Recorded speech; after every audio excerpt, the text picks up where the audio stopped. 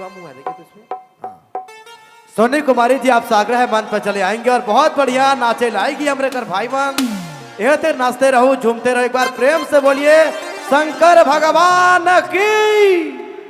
क्या बात है। चलो ये तेरे हमरे माए बाप भाई बहन एक संगे एंजॉय करत थी, बहुत बेस लागत है।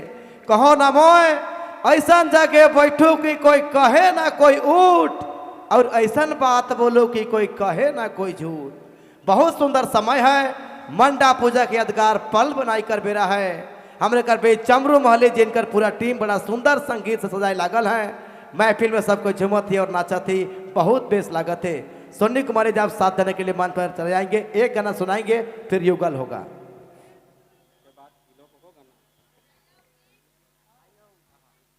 अच्छा कयूम और सोनी कुमारी कर बाद हमारे कर भाई संदीप लोहरा जी बड़ा बढ़िया गाना गावे ना हमारे कर भाई।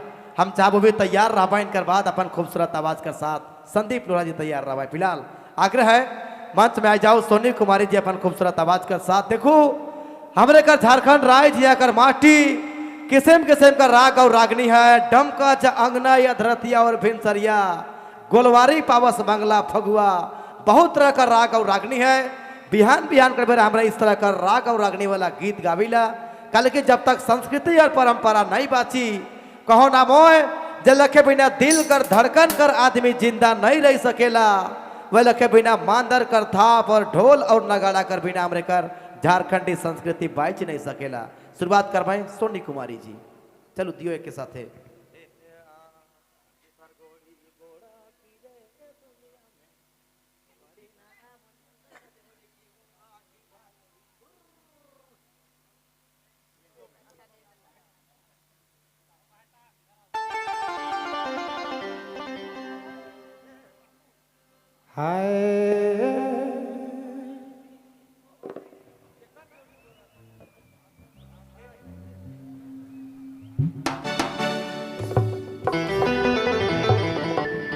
हेलो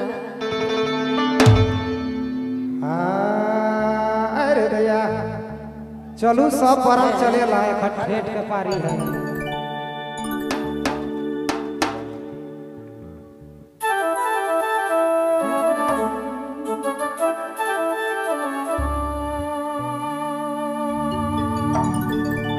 डीजे कर जोड़ी गोरा गिरे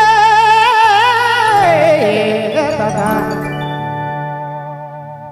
दुनिया में बड़ी नाम जेका जोड़ी गोरा गिरे जेका जोड़ी गोरा की भाई।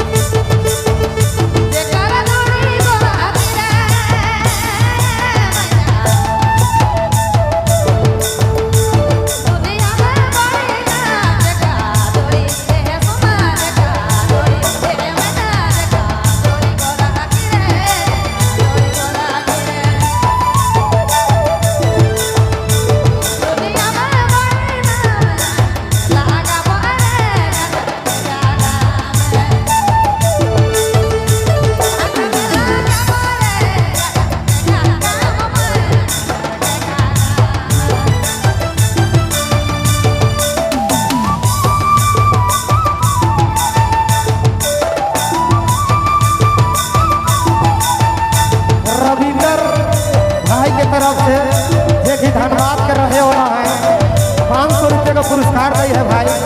भाई के तहे दिल से धन्यवाद है कलाकार परिवार वाले। और है पूरा रात अभी बाकी है, रहे दे बचाए कर आप ओरे समय।